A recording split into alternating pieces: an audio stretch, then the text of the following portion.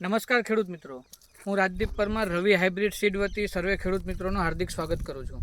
આજે આપણે જૂનાગઢ જિલ્લાના જામકા ગામમાં આવેલા છે અને આજે તારીખ છે 3/1/2024।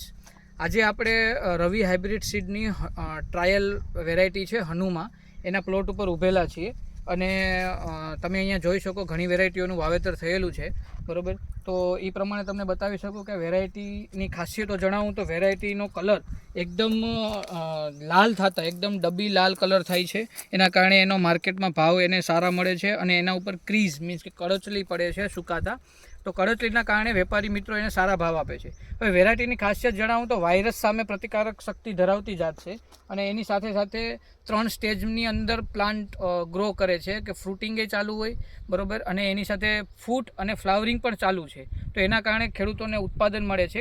અને આ ફાર્મરે એક લાઇન છે, એક લાઇનની અંદરથી કમસે કમ ફાર્મરે 720 કિલોની આસપાસ ગ્રીન મરચું વીણેલું છે, છતાં પણ તમે અહીંયા જોઈ શકો કે એકદમ રેડ અને એની સાથે સાથે ગ્રીન અને રેડ બંને તમને જોવા મળે છે અને આગળ જેમ ફૂટ થાય છે એમ એની અંદર ફ્લાવરિંગ પણ સેટ થતો આવે છે।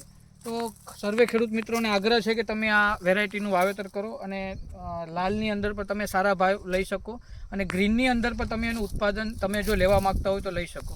નકર લાલ કલર આવતા એકદમ ડબ્બી કલર અને કળચલીવાળો કલર થાય છે, એટલે ખેડૂત મિત્રોને લાલના ભાવ સારા મળે છે। તો અમારી એક આગ્રહ છે કે તમે આ હનુમા વેરાયટીનું વાવેતર કરો, રવિ હાઇબ્રિડ સીડની હનુમા વેરાયટી, અને તમારી ખેતીને ઉન્નત બનાવો।